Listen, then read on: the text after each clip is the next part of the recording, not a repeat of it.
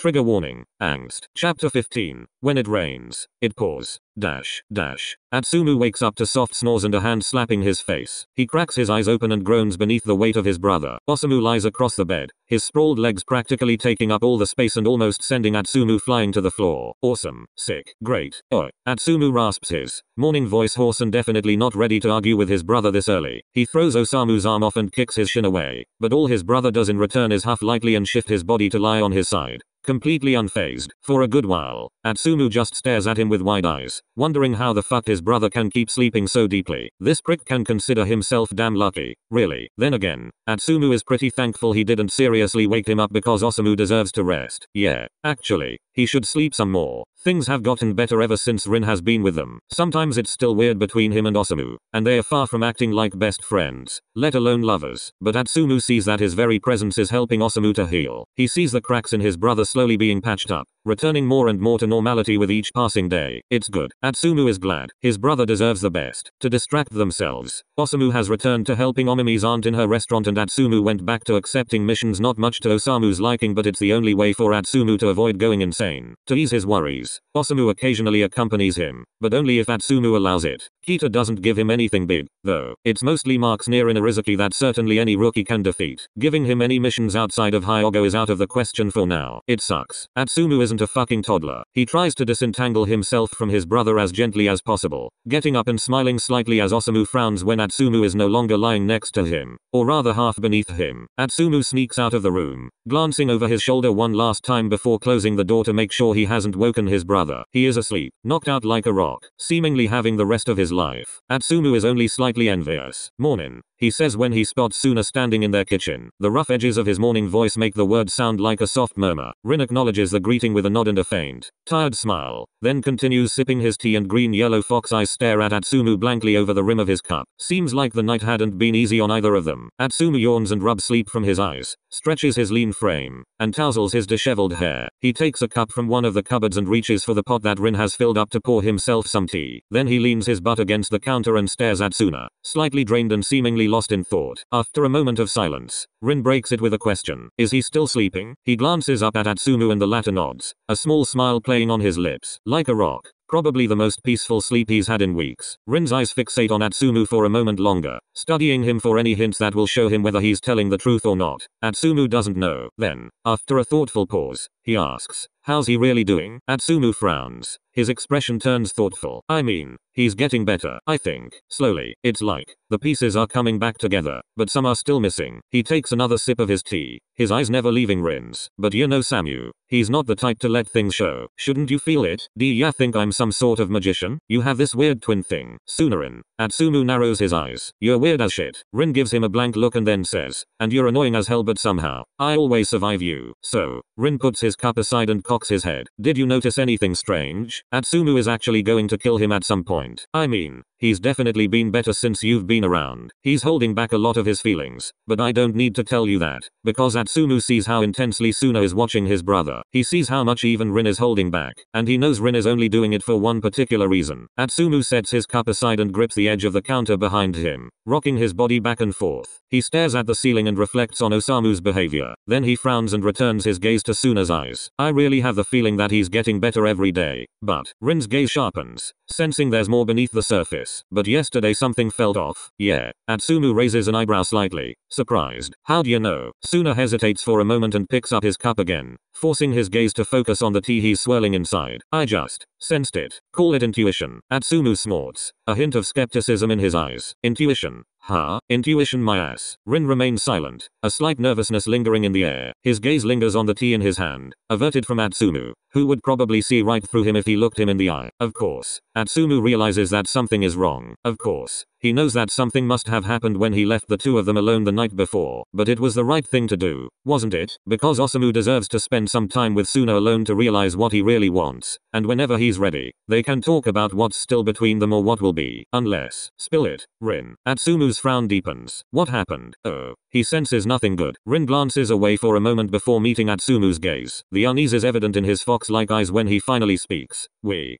made out yesterday." And Atsumu's eyes widen, his grip on the counter tightening. For a moment, the world seems to pause when he processes Rin's words. He blinks, trying to make sense of what he just heard. Yeah, joking. Atsumu mumbles, a mixture of disbelief and a hint of something else in his voice. Atsumu can't place it. Rin chuckles, a nervous energy lingering beneath the sound. He says eventually, a lopsided grin forming on his lips. But, well, we almost did. Atsumu blinks again, his mind catching up with the revelation. Almost. Rin nods, the tension in the room dissipating as he explains. Yeah, we were talking, and things got a bit heated, I guess. I stopped myself before it could go any further. Atsumu's expression shifts from surprise to a mix of anger and confusion and then to a little bit of disgust. There are a few certain things that he just doesn't want to know. Why the hell would you even? Rin interrupts him with another chuckle, though this one carries a different tone, more genuine. I'm messing with you, Atsumu. We didn't make out. He chuckles again because Atsumu just looks so stupid. Then, Suna breaks his gaze to him and stares at the warming tea in his grip. His voice is quiet when it comes. I almost kissed him, though. And Atsumu stares at his best friend for a solid minute, his eyes searching for any signs of more stupid shenanigans or remorse. Rin takes another sip of his tea as if trying to soothe the vulnerability of the moment. In the end, Atsumu does see through him without needing to look him straight in the eyes. I didn't, though. Suna confesses still, avoiding Atsumu's gaze. I stopped myself. All Atsumu can do is stare at Rin with a range of emotions playing on his face. Relief, confusion, and a lingering sense of amusement at Rin's attempt to mess with him. He may be a sly one, but in the end, he would never play with Osamu's feelings ever again. Wasn't that what he was just trying to prove? Atsumu huffs out a breath, shaking his head. You're unbelievable, Sunarin. Because since when is it Suna who holds back with his brother? Of all people, the one who could never keep his hands off him. 2 years and they've changed so much. Rin shrugs, a smirk playing on his lips. Well, you were asking for it. Atsumu rolls his eyes, a small grin breaking through the lingering tension. You're madly smitten with him. I don't know, Atsumu. Rin raises an eyebrow, the playful glint returning to his eyes. I mean, your brother's pretty irresistible. Atsumu scoffs, though there's a genuine warmth in his gaze. You're treading on dangerous ground, Sunarin. Rin chuckles, the lingering unease finally dissipating. Don't worry, I know where the boundaries are. I won't push it, is what his gaze says, and Atsumu smiles faintly, knowing that Suna means it too. Osamu will always come first for him. Osamu has been his priority all this time. Atsumu can't help but think about his brother. The dynamics between him and Suna have changed since Osamu's return, though they haven't entirely settled into their new roles. Atsumu can see the deep connection that still lingers between them, a bond that has never really been broken despite that one big argument and their time apart. Osamu doesn't talk much when it comes to his feelings about Rin, mostly because he probably still doesn't know how he truly feels about him. Atsumu gets it. He's seen the moments of warmth between them, though. He knows it's not easy for them to navigate their feelings, especially when there are still so many things left unsaid between them that Atsumu is sure they still need to sort out. He studies Rin for a moment longer, his gaze intense. Atsumu takes a deep breath, his voice low and earnest. You're not gonna leave him again, are you? Because if he does after all this time, if he decides to just drop his best friend, the love of his fucking life, Atsumu will skin him alive. Osamu needs him. It's something that he feels. Weird twin thing, as Rin would say. Suna meets Atsumu's gaze, his own eyes reflecting the same concern, but his response is resolute. No. He starts softly, then, no, I won't. I'm here for him, Atsumu, and I'm not going anywhere. Okay, whispers Atsumu, staring into the cup in his hands, frowning. Good, he adds quietly, hoping Rin will keep his word. Atsumu nods, a small, knowing smile playing on his lips. He appreciates Rin's dedication, knowing the bond between him and his brother might actually be too strong to break. It warms his heart to see someone willing to fight for Osamu as fiercely as he would. It's nice. Enviable. Guess you're stuck with us, then, Atsumu says, attempting to lighten the mood. Though, I bet you just wanna get into Samu's bed cause you don't wanna sleep on our damn couch anymore. Rin raises an eyebrow, a playful smirk forming on his lips. Now you're just being an ass. Atsumu grins mischievously and sips his tea to hide it. It's moments like these that remind him of the friendship they've built, a different but special bond so strong that has weathered storms. Which is why it's no wonder that Atsumu can see through him so easily after all this time, perhaps as easily as Rin does. As the playful exchange continues, Atsumu can't help but feel a pang in his chest. He glances at Rin with genuine concern in his eyes. He can't put his finger on it, but there is something in his gaze that gives him away. How are you really holding up? Atsumu asks, his tone softening. I mean, with Samu and all, because Atsumu sees him struggle too. Rin sighs, the playfulness dissipating as he leans against the kitchen counter. I'm okay, he replies, but there's a hint of uncertainty in his eyes. Just a bit confused, I guess. This thing between me and Samu, I don't know. It's getting better but it's still complicated. Suna peers up. Doesn't mean I'm gonna give up, though. Atsumu gives him a tight smile, a mix of happiness for Rin's determination and a tinge of sadness that's hard to ignore. He wished he was the same, determined to fight for something that feels so right. Yeah, you shouldn't, Atsumu says, his voice carrying a genuine warmth.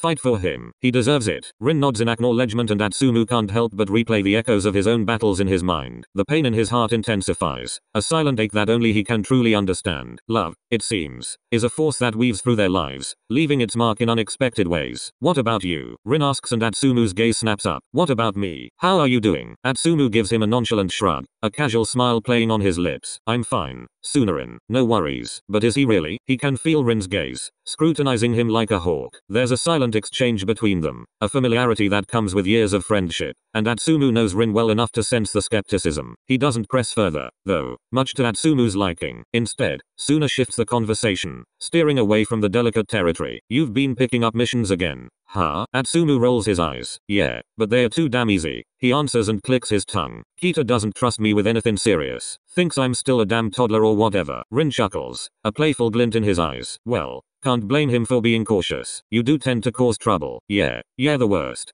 Tsumu. Osamu's sleepy voice cuts through the air. He stumbles into the kitchen, his hair mussed from sleep, and mumbles with a hint of irritation. Don't like it at all that you started that shit again. Atsumu raises an eyebrow, his brother's protectiveness both endearing and mildly annoying. Mornin' to you too, scrub. Missed your complainin'. Osamu rubs his eyes and a grumble escapes his lips. Can't believe I agreed to share a bed with you. Thought it was a one-time thing. Atsumu smirks. Well, you can always sleep on the couch if you don't like it. Rin chuckles, and Osamu huffs, giving Atsumu a playful shove. Maybe I will. Rin and Osamu exchange a sly, lingering gaze, and Atsumu can sense that something is about to unfold in their relationship. It's a silent dance, a conversation beyond words, and Atsumu wonders whether or not Osamu is ready to get involved with Suna again. After a while, Rin breaks the unspoken tension with a soft murmur. Did you sleep well, Samu? Neither of them breaks eye contact, a subtle intensity lingering in the air. Osamu blushes and nods, his voice a mumble. Yeah, it was okay. Would have been better if this idiot hadn't been there. He gestures towards Atsumu with a playful smirk and Atsumu scoffs, feigning offense. Beneath the playful banter, though, conflicting emotions churn within him. He's more than happy to see Rin and Osamu getting closer again, rebuilding the connection that time and distance had strained. Yet, a twinge of discomfort tugs at Atsumu's heart as he watches them. Their easy affection feels like a reminder of the void in his own life. Atsumu can't shake these gnawing feelings inside him. The ache, the longing for something he can't have, echoes in his heart. He wants to be happy for his brother and his friend, but the contrast between their happiness and his own loneliness becomes too stark. Well, I'm taking my leave, Atsumu announces with a playful grin that masks the truth beneath.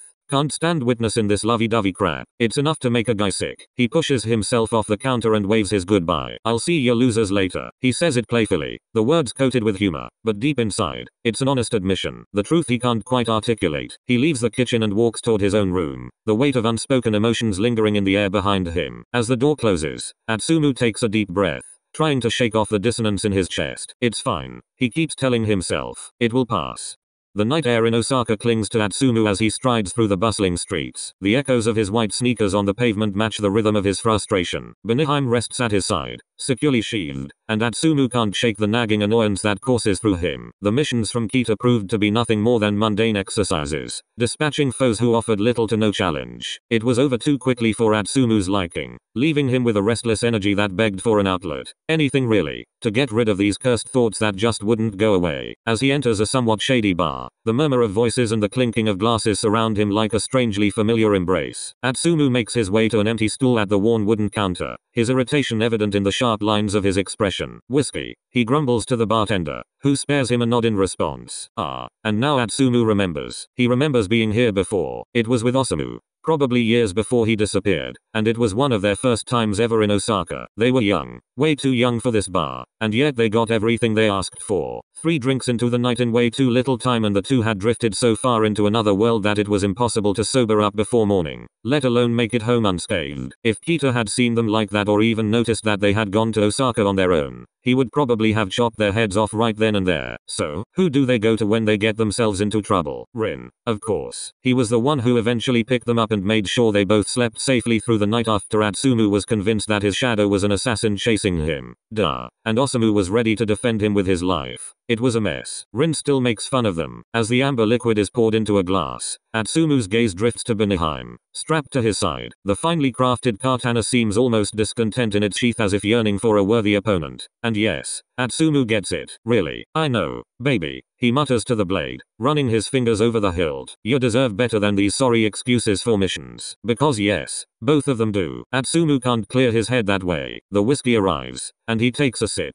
savoring the burning taste that momentarily distracts him from his annoyance. He scans the room, noting the mix of faces absorbed in their own conversations, each with their reasons for seeking solace in the dim ambience of the bar. Daisho wants to take over Hyogo.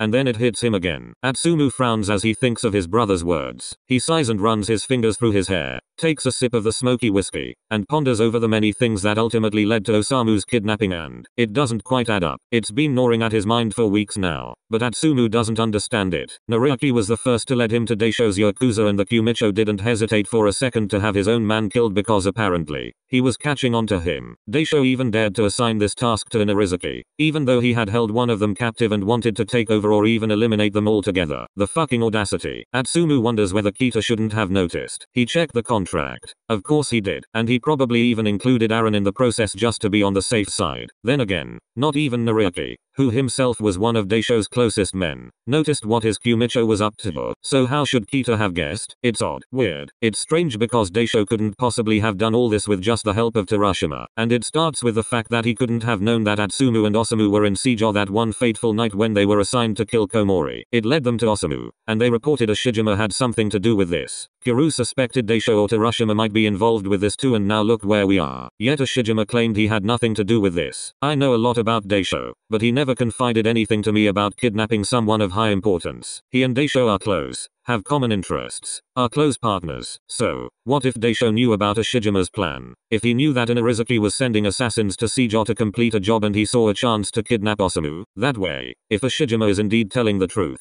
Daisho must have never said a thing to him to set his own plan in motion, and Ashijima was never involved, because all the Adler's Q-Micho ever wanted was Sijo, was Oikawa's territory, was Kyumi, while everything that Daisho wanted is to take over all of Japan, and he knows he can't do that as long as Inarizuki still exists. They would stop him, so he has to stop them first. And of course, he is playing into Ashijima's hands, because Ashijima isn't exactly fond of assassins either. He, too, wants to expand his territory, wants to take over Japan, and once it's just him and Daisho, once they have gotten Oikawa out of the way and Ashijima has won Kyumi over to his side, then he will be invincible, because Kyumi is invincible. And for Daisho, it may seem as if Ashijima just wants to get rid of assassins in general and snatch Oikawa's territories, because no one who didn't really know Kyumi knew what he was truly capable of, that this man would probably survive anything, that nothing and no one could kill him, ever. Daisho must have thought that Kyumi would also be killed in that faithful mission, that right now, he's still in danger because the contract is still on. Atsumu is supposed to kill him, right? But everything is going exactly according to what Ashijima wanted all along, like puppets in his hands that can't cut their own strings. At least now I understand why they chose the more mature one of you two. At a certain point, Ashijima knew, or guessed, what Daisho was up to, and it couldn't have gone better for him, because everything, absolutely everything, is working out so that Ashijima gets what he wants. And if it's not Ashijima, then it's Daisho. Atsumu wonders if there's anything Daisho can use against Inarizuki, but Osamu remained steadfast. Right, he didn't say a word. You look like you're trying to solve the mysteries of the universe there, kid. You gonna share the wisdom? Atsumu's gaze snaps to the side as the deep but familiar voice rips him out of his thoughts. It's Mian who's smirking at him, his voice holding a teasing note. Atsumu snorts, his annoyance flickering for a moment. Trust me, you don't want to be inside this mess of a head right now, he replies, a wry smile playing on his lips. Mian, seemingly unperturbed, pulls out a cigarette and stares at Atsumu with a glint of mischief in his eyes. The slender stick dangles between his lips as he offers his lighter to Atsumu, a lopsided smile curling at the corner of his mouth. It's a silent request, a subtle demand that echoes with familiarity. Atsumu can't help but snort again. It's in fact a deja vu, a throwback to their very first encounter. What a prick. With a resigned shake of his head, Atsumu snatches the lighter and clicks his tongue. Flames dance at the tip as he flicks it to life, and he brings the small, controlled fire to Mian's waiting cigarette. The glow of the lighter reflects in his dark eyes, and for a moment, Atsumu forgets that he is actually a complete stranger. Nevertheless, there is something about him that radiates an incredible calm and makes Atsumu feel at ease. Similar to Kita, somehow, but kind of in a different way. Mian takes a slow drag, exhaling a plume of smoke that adds to the ambient haze of the bar. He studies Atsumu through the curling tendrils with an inscrutable glint in his eyes. Then, he leans back in his stool. His eyes, dark and discerning, remain fixed on Atsumu. What brings you to Osaka? Mien's question cuts through the haze, his tone casual but his eyes probing. Atsumu takes a sip of his whiskey, weighing his response. A few missions nearby. He finally replies, his words guarded. Mien raises an eyebrow as if he knows what's going on. Don't look too satisfied for a guy who just finished a job. Something bothering you? His observation is sharp, and Atsumu can't help but feel the weight of the older man's scrutiny. Atsumu lets out a frustrated huff. Yeah. Pissed me off. Actually, annoyance laces his words, the pent-up energy of unfulfilled combat simmering beneath the surface. None of them were a match for me. Too damn easy. Mien observes him in silence for a moment, the smoke from his cigarette intertwining with the dim air around them. Atsumu can feel the intensity of Mien's gaze, something that seems to cut through every layer of his being. After a prolonged drag on his cigarette, Mien frowns for a moment as he stares at the stick between his fingers and then exhales audibly before turning back to Atsumu. His next words carry a promise, a hint of intrigue that pricks at Atsumu's curiosity. Ever thought about stepping into something bigger, kid? Mien asks, his eyes gleaming with a mixture of challenge and invitation. Something that might actually scratch that itch of yours? Atsumu keeps his expression neutral, but a spark of curiosity swells in his eyes. He takes a deliberate sip of his whiskey, eyeing Mien out of the corner of his eye. What are you talking about? Atsumu asks, feigning indifference, but there's an undeniable flicker of interest in his gaze. Mien chuckles, the sound of a low rumble beneath the hum of the bar. Rumors have it that Daisho was the one responsible for Osamu's disappearance. Yeah, see, I don't give a single shit about rumors, Atsumu retorts, his tone gruff, a shield against the unexpected surge of emotions. The mention of Osamu's name is like a lightning strike, jolting through Atsumu. He feels a surge of irritation, the urge to protect himself and his brother, because how the hell does such information even get to fucking Osaka? It's none of their damn business. Mien seems unfazed, a knowing smile plays on his lips. Funny thing about rumors, kid, sometimes they have a grain of truth in them. He takes a leisurely drag on his cigarette, the ember glowing brighter in the dimness of the bar. I mean, what if I tell you there's a chance to get to Hiroshima? Would only be interesting if rumors would be true. Hey. Atsumu's gaze snaps fully to Mien, his eyes widening. The mention of Hiroshima, the one who brought Osamu to Nagano, ignites a fire within him. Despite his attempt at indifference, the prospect of getting his hands on Hiroshima is too tantalizing to ignore. Atsumu narrows his eyes. What do ya know? Ah, that bastard smirks. Mien leans in, his voice a low murmur that cuts through the ambient noise of the bar. I've got information about Hiroshima's whereabouts, he says, watching Atsumu closely. It makes Atsumu's blood simmer with rage. His mind races with the possibilities, the chance to get his revenge for Osamu's disappearance. He leans in a little closer, his gaze probing Mien for more details. Mien takes another drag from his cigarette, exhaling the smoke that weaves into the air between them. He doesn't exactly seem at ease. He's been seen several times with Tendo. Mien continues and the revelation hits Atsumu like a punch to the gut, his mind racing to connect the dots. Tendo a wild card in the grand scheme of things, his erratic nature making him unpredictable and potentially dangerous. The connection between Hiroshima and him sets off warning bells in Atsumu's mind. Hiroshima and Tendo working together? Hell, it's a combination that doesn't bode well for anyone involved. The stakes are rising, and Atsumu can almost taste the tension in the air. Mien chuckles, though Atsumu can't quite discern if it's a nervous or pissed off reaction. Kid, I don't like at all what's going on. It's a dangerous game they're playing, and it involves more than just the two of them, he admits, the gravity of the situation reflected in the lines on his forehead. They all sense it. The war is about to begin. The tense situation in which the three big Q-machas find themselves. Nobody knows what they are really up to. No one knows who can be trusted at all. Mien wants Osaka to remain independent, and of course, he is looking for allies. The fact that Inarizaki would never trust Yakuza to begin with works in his favor. Atsumu absorbs the information, the weight of the situation settling heavily on his shoulders. His thoughts whirl, considering the implications of Hiroshima's connection to Tendo and what it might mean for Osamu. Atsumu can sense there's more to the story, more than Mien is withholding. He also knows he won't get this information for free. What do you want from me? He finally asks, cutting through the swirling uncertainty. His eyes lock onto Mien's in a silent challenge. The ball is in Mien's court now, and Atsumu is ready to play the game. Mien just smirks. Before you get any information, you gotta prove yourself, kid. Show me you're worth it. Atsumu's jaw tightens, his annoyance simmering just beneath the surface. He narrows his eyes, but before he can respond, another figure inserts himself into their conversation, his voice dripping with mockery. You really think this rookie can handle anything that doesn't just hold a clip knife? The newcomer scoffs, eyeing Atsumu with a dismissive sneer. It's a challenge. A test of Atsumu's mettle, and it grates on his nerves. The insinuation that he's not up to the task pisses him off. His fingers twitch, aching to wrap around the hilt of his katana. The audacity of this stranger talking down to him, dismissing him like he's nothing more than a nuisance, lights a fire in Atsumu. Ain't no rookie, asshole. I can handle more than you think. He snarls back, smiling mockingly. Want me to show ya? Alright.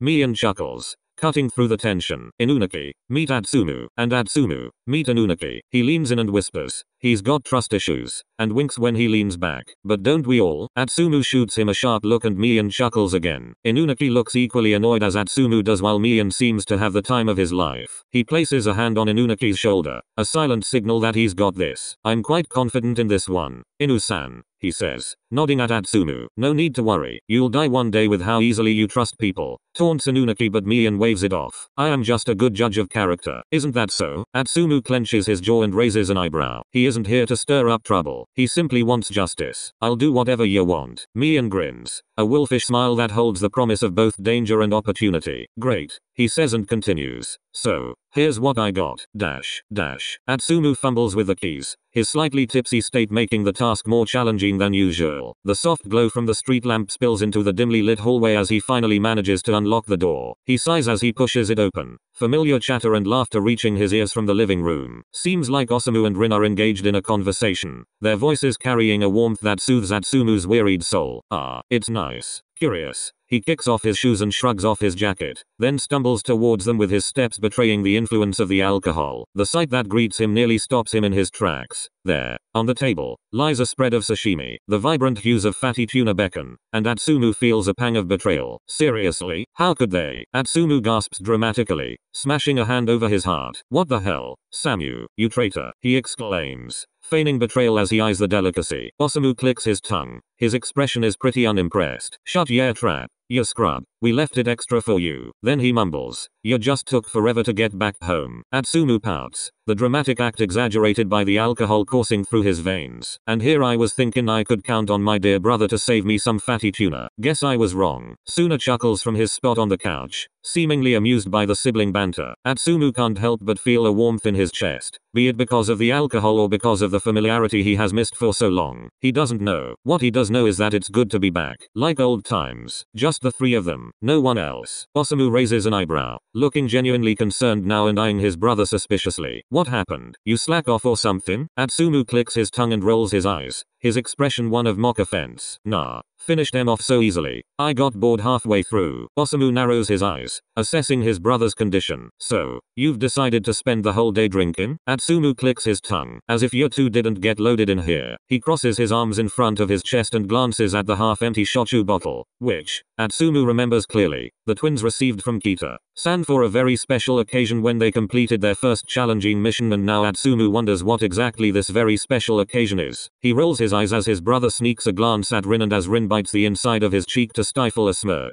eyes fixed firmly on Osamu. Ugh, these idiots. I hate you too, Atsumu says dramatically and plops down on the floor next to his brother, knocking his knee purposely against Osamu's just to piss him off. Osamu scowls at him and Atsumu chuckles a little. Now gimme some of that damn fatty tuna. I'm starving. Osamu rolls his eyes but scoops up a piece of sashimi with his chopsticks, holding it out to his brother. Atsumu grins, accepting the offering with a triumphant nod. He sighs contently as he savors the taste, then cracks an eye open when he feels Osamu stupidly staring at him. What? He asks with his mouth full. Osamu smirks, a mischievous glint sparking in his eyes. Rin made it. Atsumu nearly choked on the piece of sashimi he was chewing, eyes widening in disbelief. He spits it out, making a face of exaggerated disgust. The once treasured fatty tuna now a potential weapon. Oh, fuck you, Suna exclaims, grabbing a nearby pillow and hurling it at Atsumu. But Atsumu, in his slightly drunk state, is slow to react. The pillow hits him square in the face, sending him sprawling backward. Osamu falls on his back too, practically losing it with laughter and kicking his feet. He clutches his stomach. Tears trickle down his face as he revels in the chaos. Atsumu eventually manages to sit up, rubbing his face with a playful pout. You absolute idiot, Suna grumbles, though there's a hint of amusement in his voice. He glares at Atsumu, who's still recovering from the unexpected pillow assault. Learn to appreciate good food, bastard. Atsumu scowls, though there's a playful glint in his eyes. Well, excuse me for not wanting to die cause of your stupid culinary experiments. You're an ass, Suna declares, a hint of a smile playing on his lips. Been told. Atsumu smirks, now seated cross-legged on the floor, wiping his mouth dramatically and making Rin scowl even more. Osamu manages to sit up and wipes a tear from the corner of his eye. He grins at Atsumu, his laughter still lingering. Damn, never thought I'd see the day when Tsumu would spit out fatty tuna. I swear to God, I hate you both. Maybe it's an acquired taste. Suna smirks, a twinkle in his eye. Atsumu scowls, reaching for another piece of sashimi and eyeing it suspiciously. Sunarin, honestly, if you poisoned this, I'm gonna haunt you both. Suna chuckles, raising his eyebrow. Try and find out. Atsumu flinches, glaring at Rin with an intensity that could burn holes through walls. Suna, however, maintains a smug face, seemingly unfazed by Atsumu's irritation. The room is momentarily tense as they engage in a silent battle of wills. Atsumu, still seated, doesn't move a finger, his scowl deepening with each passing second. Osamu, sensing the impending chaos, narrows his eyes at his twin. He realizes that Atsumu is about to throw the fatty tuna right into Rin's smug face, but before Atsumu can make his move, Osamu takes action. With surprising agility, he swats Atsumu on the back of his neck, making his brother wince in pain. Don't you dare waste any more damn food. Osamu scolds, his tone laced with a mix of annoyance and genuine concern. The force of his hit is too fucking strong for someone who isn't regularly taking down marks anymore. Tears springing in the corner of Atsumu's eyes. He rubs his neck, shooting an offended look at his brother. Ouch Samu, what the hell? You're hit like a damn truck. Serves you right. Rin chuckles at the banter, defusing the tension that had momentarily settled in the room. He reaches for the shochu bottle, pouring 3 cups and pushing 2 of them toward the brothers. Alright, less sulking, more drinking, he suggests, his tone light-hearted. Atsumu shoots him a sideways glare but ultimately concedes, grabbing a cup with a grumble. I still hate you both, he mutters, though there's a playful glint in his eyes. Osamu raises an eyebrow, feigning annoyance. You mentioned it. Atsumu's specialty is repetition, Rin adds, raising his cup as if to make a toast. Repeating mistakes, doing stupid things, again and again and again. Suna doesn't seem to be wrong about that. Huh? Fuck off. Atsumu whines playfully and tries to ignore the tugging in his chest, clinking his cup against those of the scrubs in the room. There's a sinking feeling in his stomach. One stupid comment and he's completely thrown back. How pathetic. As the night unfolds, the trio keeps up their drinking, teasing each other, and engaging in light-hearted banter. Laughter echoes through the apartment, accompanied by the clinking of cups and the occasional teasing jibe, a stark contrast to the chilly loneliness Atsumu has felt lately. The shochu flows freely, each sip bringing a warmth that blurs the edges of their reality. At one point, they find themselves tangled up on the couch. The details of how they got there seem like a hazy blur in Atsumu's slightly intoxicated mind. Osamu is lying on Rin's chest, his body half slumped in a semi-conscious state. His cheeks are flushed from the amount of alcohol he's consumed, and he seems to be in a blissful state between wakefulness and slumber. Enviable. He naps intermittently, his breath slow and steady, his body craving rest yet seeking the comfort of Rin's presence. He seems content, being in the warmth of Suna's embrace, and Suna, too, seems satisfied, holding Osamu close, his arms wrapped protectively around his best friend. Atsumu watches them for a while until a mix of conflicting emotions starts to stir within him. There's a profound happiness seeing his brother content, finding solace in the renewed connection with Rin. It's evident that both their souls are healing,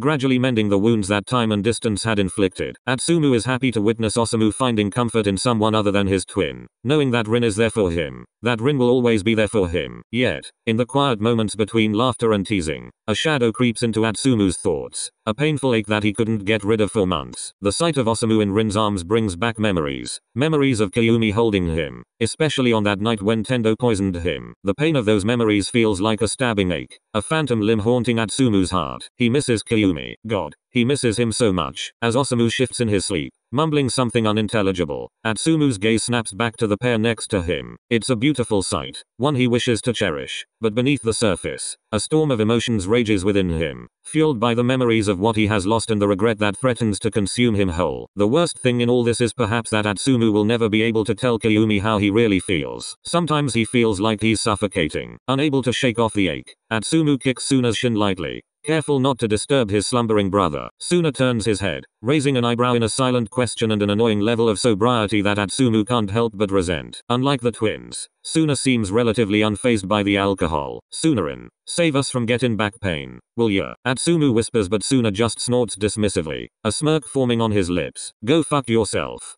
Atsumu, you can get up on your own. Atsumu clicks his tongue and rolls his eyes at Suna's nonchalant response. Actually, Atsumu continues in a conspiratorial whisper, I meant you should take Samu to bed before he wakes up with a killer backache. And Rin, who was momentarily lost in his thoughts, perks up at Atsumu's suggestion, his eyes meeting golden ones, holding a flicker of curiosity. Rin's eyes narrow slightly in confusion as he looks from Atsumu to Osamu, who's blissfully unaware of the conversation taking place around him. What do you mean? Atsumu's eyes drift to his brother before meeting Rin's again. Maybe it's time for you to sleep in a proper bed, soonerin. Rin furrows his brow, a small frown forming as he holds Osamu a little closer. What about you? What about me? Atsumu tilts his head and smirks a little. Got my own room, remember? Rin's gaze is fixed on Osamu in his arms. His frown deepens. Atsumu can't tell what he's thinking about, but it seems like the thoughts are racing in his mind. After a beat of silence, Rin shakes his head slightly, starting with a firm no. His gaze snaps back up to Atsumu, and he repeats his question, this time more directly. What about you? And Atsumu startles a bit, a momentary pause hanging in the air. His heart drops to the pit of his stomach,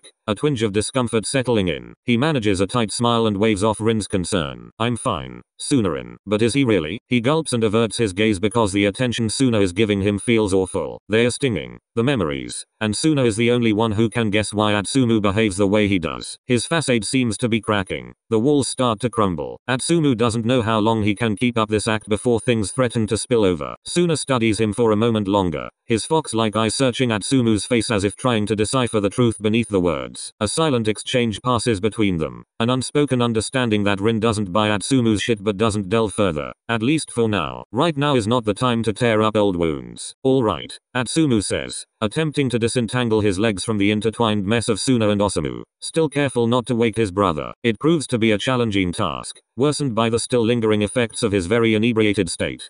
The three of them lay in a twisted position, and Atsumu takes his time, trying to avoid any unnecessary disturbance. Suna just chuckles and doesn't bother to help him out. Atsumu scowls at him and eventually flips his middle finger, making Suna chuckle a little harder. He inches his legs cautiously, avoiding any sudden movements that might disturb Osamu's peaceful sleep. It felt like an eternity to untangle himself from this mess of legs. The room sways a bit when he finally manages to stand up, a gentle reminder of the alcohol's influence. Atsumu rounds the couch, finding Rin's gaze already fixed on him. He knows that Suna has been keeping a watchful eye on him too. A fleeting glance at his brother, still peacefully napping, brings a sense of calm. Then, Atsumu refocuses his attention on Suna. You're gonna take care of Samu? Atsumu asks. His voice is hushed but carries a note of sincerity. Suna nods in response, determination etched across his features, a silent promise in his eyes. Of course, Suna replies. His commitment is clear. Atsumu gives a small, appreciative smile. Great, he whispers, letting his hand slide over Rin's shoulder as he passes. He wishes Rin a soft good night before making his way to his room. Each step feels heavy, each breath not enough. Closing the door with a quiet click, Atsumu is left alone in the solitude of his room. It's dark, it's quiet, it's cold, it's weird. He shrugs off his clothes and sneaks into bed. The room seems to spin a little with his intoxicated state, so he lies on his back, attempting to focus on the ceiling but the world refuses to come to a stand. Atsumu tries to take a deep breath and closes his eyes. His thoughts, like unruly waves,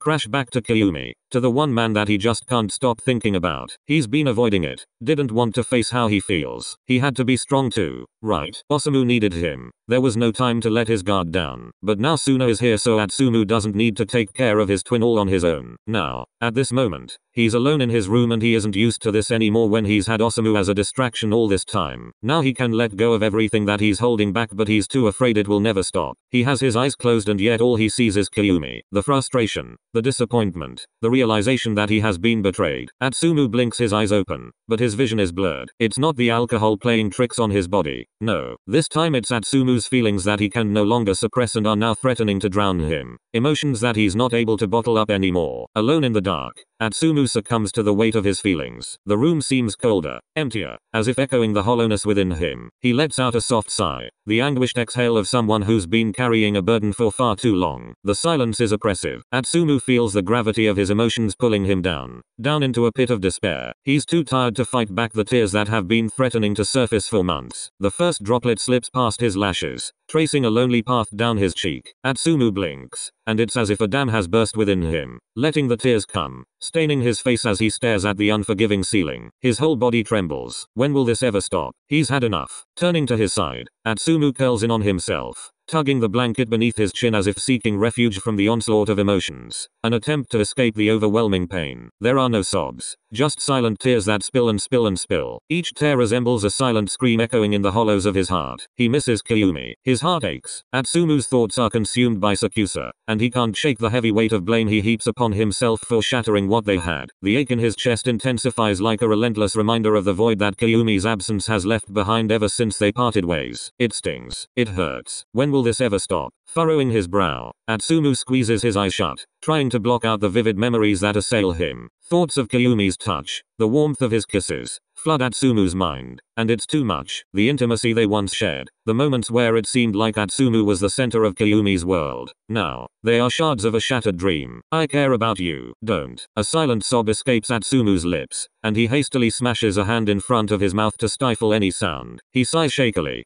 pulling the blanket over his face as if attempting to shield himself from the pain that threatens to consume him. Running a shaky hand through his disheveled hair, Atsumu makes himself smaller, attempting to retreat from the ache that clings to his heart. The room feels like a cavern of despair, and Atsumu, lost in the labyrinth of his own thoughts, feels like he's breaking. He is breaking, the weight of his emotions crushing him beneath their unbearable force. Atsumu grapples with the haunting echoes of a heart that may never fully heal. It's the worst he's ever felt, and all he can do is surrender to the overwhelming ache. Everything that was once vital to him has slipped through his fingers, leaving him to navigate the vast expanse of his existence with an emptiness that threatens to engulf him whole. Atsumu fights, every day anew, because he doesn't want to be a burden to anyone else. But how much longer is he supposed to put up with it when he has long since reached his limit? How much longer should he pretend that everything is fine when nothing, absolutely nothing, is fine? How is he ever supposed to get closure with Kyumi if he never gets to see him again, never gets to talk to him again, never gets to feel him again, never again unless they come face to face to actually kill each other? And then Atsumu thinks that maybe he would let him, because if everything goes down the drain, what's there even to live for?